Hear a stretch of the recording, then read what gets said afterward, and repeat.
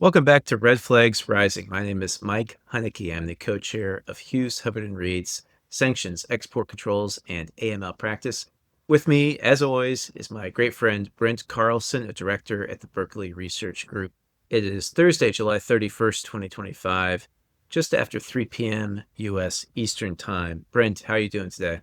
Excellent, Mike. Every day is a great day here at Red Flags Rising. Well, we had really the first significant corporate enforcement action on a high probability theory of enforcement announced earlier this week. On Monday, July 28th, 2025. Brent, it's been a busy 7 to 10 days. We had the AI action plan announced last week. We spoke about that on our last pod. I don't think we were expecting there to be right on the heels of that, this settlement agreement. What I thought was particularly interesting, just stepping back and looking at what's going on in the world, is there's a lot of speculation that export controls are really going to be on the negotiating table and really fair game as part of the discussions between the United States and China. The Department of Justice and the Department of Commerce came out with this announcement, and this is a big one. This is not a dog of a case like you had characterized some earlier ones, but more of a lion, Brent, with $140 million combined in penalties and forfeiture. $95 million of that is attributable to the BIS civil settlement itself. So this is the largest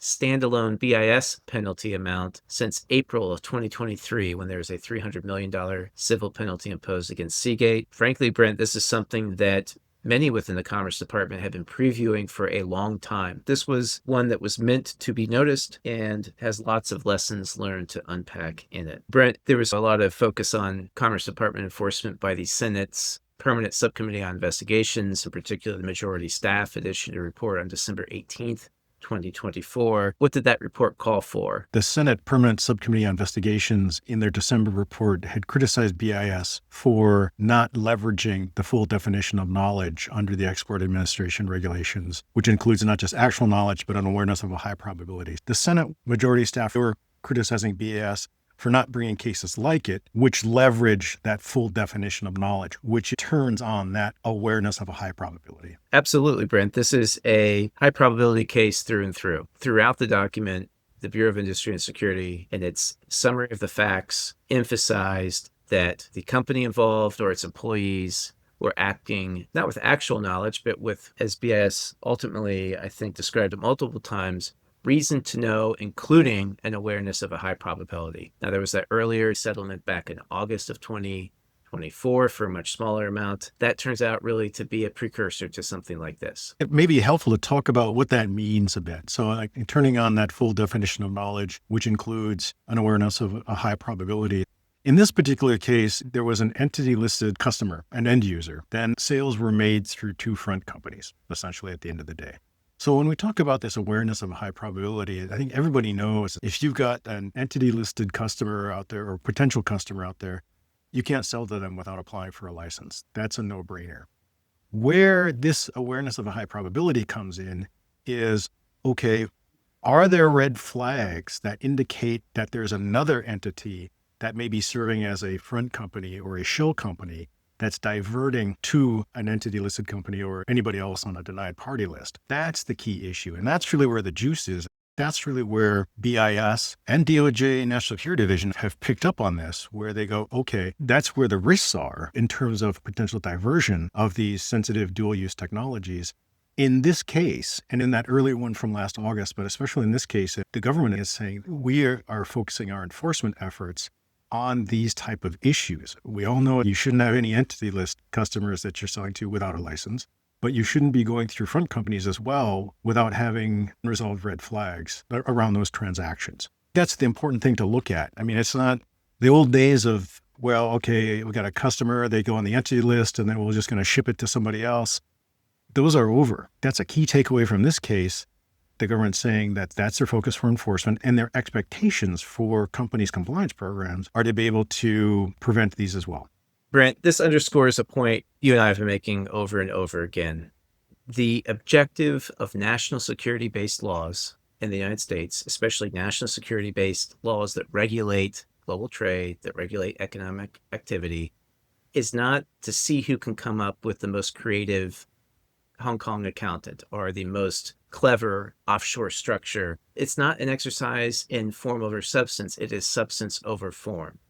You can disagree maybe with some of the national security justifications offered, but it's not for the private sector to decide what the national security issues are. The government decides, and if you think you have different information, if you disagree with them, engage in that debate with them, engage in that dialogue. But when they've imposed controls for national security reasons, and here, for example, we have the government asserting that the entities involved were tied to the Chinese nuclear program, that has to be taken as a given. That can't really be just dismissed as boilerplate. And there's no allegation that that was dismissed as boilerplate here. But the broader lesson is that in that space, it is not just form over substance. It is not just finding the front company. It is not, in particular, just transferring IP and equipment from one company to another as the government tries to catch up by listing these various entities. That's where, Brent, the real involvement from the U.S. parent side comes later in transferring some IP rights and some contracts from one front company to another. It doesn't mean that they knew that those were front companies. Actually, the whole basis of this enforcement action is that they didn't have actual knowledge. But it's just that they did that while having reason to know, including an awareness of a high probability, and failed to do the due diligence to bottom that out.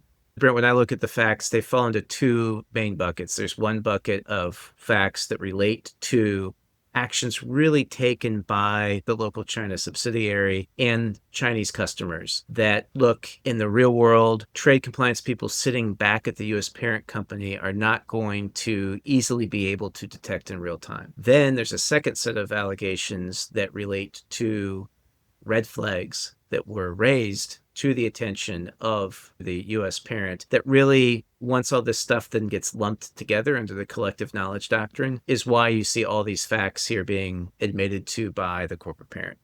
But why don't we start, Brent, with China? What were some of the key aspects of that? Well, basically, you had a university in China that was connected with the People's Liberation Army. So this was the National University of Defense Technology. That was the entity that was on the entity list starting from 2015. There's another company in China, the Central South CAD Center, CSCC, which had connections to the National University of Defense Technology, NUDT. These connections were shared individuals, shared people. The local sales team in China, they knew this. They knew the connection, and you had them in their communications referring to these as one entity. Interestingly, and I've seen this before, hiding behind the language. They would put CSCC/ then the Chinese characters for the National University of Defense Technology. From a language perspective, it stands out like a sore thumb. In Chinese, it says NUDT. Individuals at Cadence were selling these design software products to CSCC that were going and being installed in NUDT facilities. It wasn't only the sales team that knew that these were really the same people, or that there was a fuzzy line, to say the least, between CSCC and NUDT, but you also had technical personnel on site installing some of the equipment, and they knew and were commenting on that they were on a military installation and that they were installing the equipment not at CSCC, but at NUDT. When Cadence Design's compliance folks put a hold on them, another entity came up, and the contracts from CSCC were then assigned to this Fidium, but Fidium had red flags of having connections to NUDT as well. Brent, we've talked about dynamic and holistic assessments of risk. This is actually a very good example of that. And frankly, of the exact right response to that. There was a change in regulation, specifically to a catch-all provision related to military end uses or military end users. This prompted a review because the catch-all provision was amended to not only focus on specific end users, but to support or services being provided to those end users. They very appropriately double-checked, are there any instances where we might be doing that type of conduct? That required them to think about, well, who are the customers, who are the end users? In September 2020, they took action to terminate CSCC as a customer. Where the headquarters then got maybe wrapped around the axle a bit is in that transition. This is exactly what we've been talking about in terms of identifying those most significant export controls compliance risks. It's the change. It's the new customer. It's the new relationship. Up to that point, a lot of the facts look like they were very localized. After that point, then you have the involvement of other people in facilitating that transition of intellectual property, of hardware, of contracts from CSCC to FITM. The admitted facts in the settlement agreement talk about people reminding people that the new points of contact need to have email addresses with domain names that reflect the new entity we're doing business with. BIS took that to be a suggestion that was more form over substance. The discussion of what red flags were visible to employees at the U.S. parent comes under a heading in the settlement agreement, agreed facts, that the personnel knew about information associated with CSCC that should have prompted further due diligence. Now, why do they say further due diligence? Well, because at some point there was some additional due diligence done, including requesting a letter of assurance in January of 2019 to confirm that there was no prohibited end use and or end user involved in those transactions.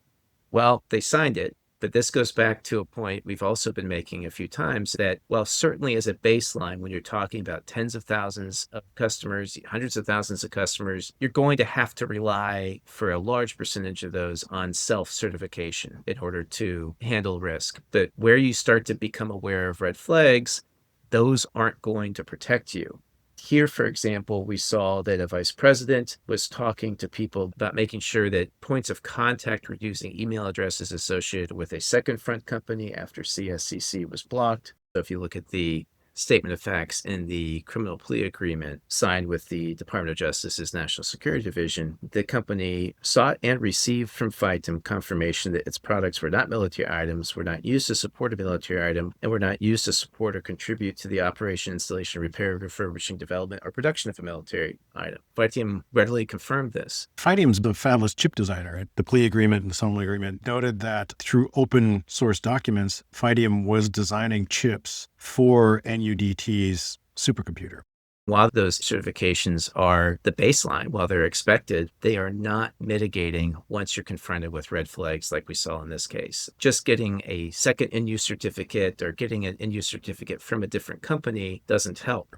Around this time, a customer didn't pay their bills on time, so there was a discussion about credit concerns. This is a good example of looking at things holistically across the company. The finance team, they're doing their jobs.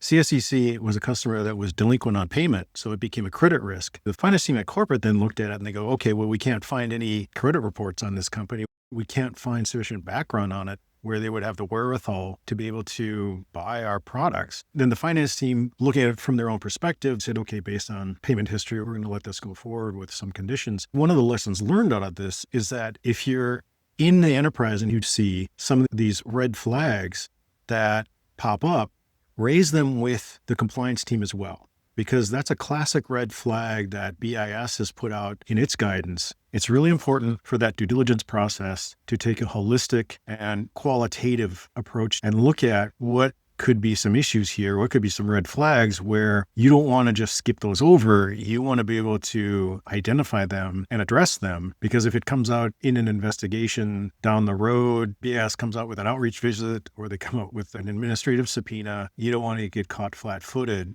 Penalties in this case are $140 million. On the civil side from BIS is $95 million. DOJ gave a 20% reduction on the penalty for partial cooperation. But on the BIS side, there was a maximum penalty allowed, which is twice the value of the transactions. They got an administrative subpoena. And once that comes in, you lose voluntary disclosure credit. For companies, if you're starting to get outreach visits, they're asking questions and then you're responding to them. You're taking proactive views on your own compliance program and addressing the specific questions that BIS is asking in these outreach visits. And you get a sense that there could be a risk of an administrative subpoena to follow. Well, then maybe you want to come on and disclose that first.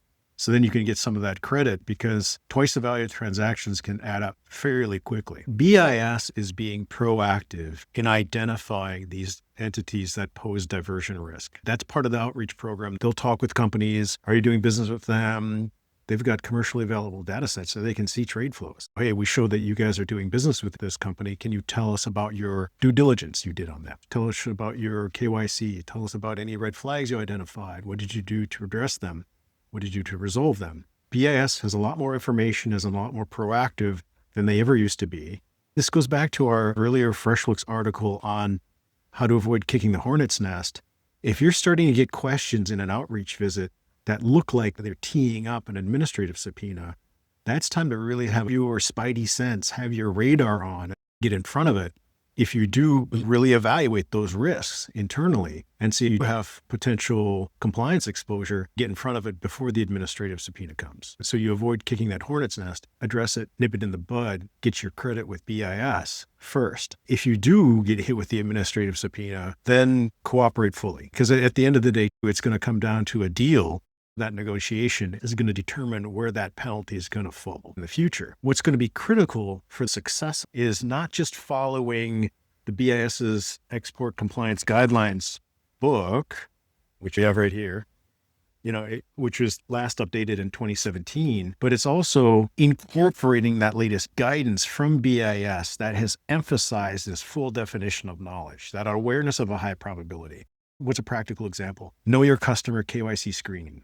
It's not just who's going to be on an entity list or an SDN list. It's going to be, okay, when you had a customer that went on the entity list, then what happened? Did another entity just show up out of the blue? Did that entity have any credit reports on it? Does it look like it had the financial wherewithal to buy our company's products? That's the kind of thing they're going to be looking for in these audits. That's the signal that the government is sending through this case. Signaling through settlement agreements and guidance has been criticized sometimes as prosecutorial common law, but it's very much the reality of FCPA enforcement, the Foreign Corrupt Practices Act, with significant consequences, because this is a preview into the mind of BIS, into the mind of the National Security Division at DOJ, but what they think red flags look like and how they expect people to respond. They also expect people to read this. They expect companies to be familiar with this settlement, both the DOJ settlement and the BIS settlement, and they will constantly be pointing back to this settlement in the future for what they consider high probability to be. It's not scientific. That's one of the biggest challenges about it. It's not something where you can say, well, it's 68.3% probable, and so that's just below a 68.5% high probability threshold, right? The government's going to say things like, look, in this case we just put out where a company admitted to the facts and they paid $140 million, XYZ facts constituted a high probability. Brent, General Prohibition 10 had been previewed by the U.S. government back in May 2025 as an area of focus. Here we see it applied specifically in the situation where in that transfer from the first front company to the second front company, General Prohibition 10 caught that because it prohibits a broad variety of activities, financing, transfer, use, sale, with knowledge of not only a potential violation in the moment, but a prior violation of the export administration regulations or a future one. Because BIS established that there was knowledge defined to include reason to know, including an awareness of a high probability regarding the first front company, that transfer to a second front company triggered General Prohibition 10. In addition to General Prohibition 10, Brent, it's worth highlighting something about the inchoate, the not yet fully formed offenses that we've talked about, aiding and abetting, misrepresentation, conspiracy. Here we have attempt. The BIS settlement agreement talks about preparation by the company of an agreement to transfer certain hardware to the second front company. That transfer never took place, but that preparation of the agreement itself, BIS highlights here as an attempted violation of the EAR, which is also prohibited under 764.2. That's BIS previewing that that's something they are focused on and that they are looking for. And if they see it, they will charge. The key takeaways are high probability enforcement is here. Expect a lot more to come. This is just the tip of the iceberg in terms of what's coming down the pike. So we expect we're going to see a lot more enforcement cases turning on the full definition of knowledge that includes an awareness of a high probability. And we're going to see, we expect BIS in its outreach visits and its administrative subpoenas to be looking for that sort of thing. So now is the opportunity for companies to get in front of that. Don't party like this is 1999. It's not 1999 anymore. Hey man, it's 2025 and it's an entirely different world. Doesn't mean you have to shut off the business. Doesn't mean you have to go like run away.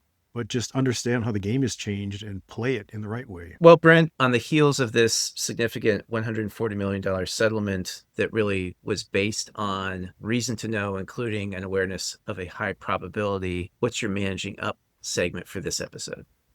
This is a quote from the economist Rüdiger Dornbusch, who said, Things take longer to happen than you think they will, and then they happen faster than you thought they could. Let me repeat that again, just because it can sound a little confusing. Things take longer to happen than you think they will. So they take longer to come than what you think they will. But then they happen faster than you thought they could. So when it unfolds very quickly. The point in this is that BIS has been previewing and signaling high probability enforcement for some time now. We've talked and written about this. It's now here. It's now fully here with this case. This is not going to be a one and done. This is not the only case. This is not going to be something that's just, okay, that's it, move on. More cases are going to turn on this full definition of knowledge. So high probability enforcement and compliance is here. Well, Brent, that concludes this episode of Red Flags Rising. Be well. Thanks, Mike. Be well.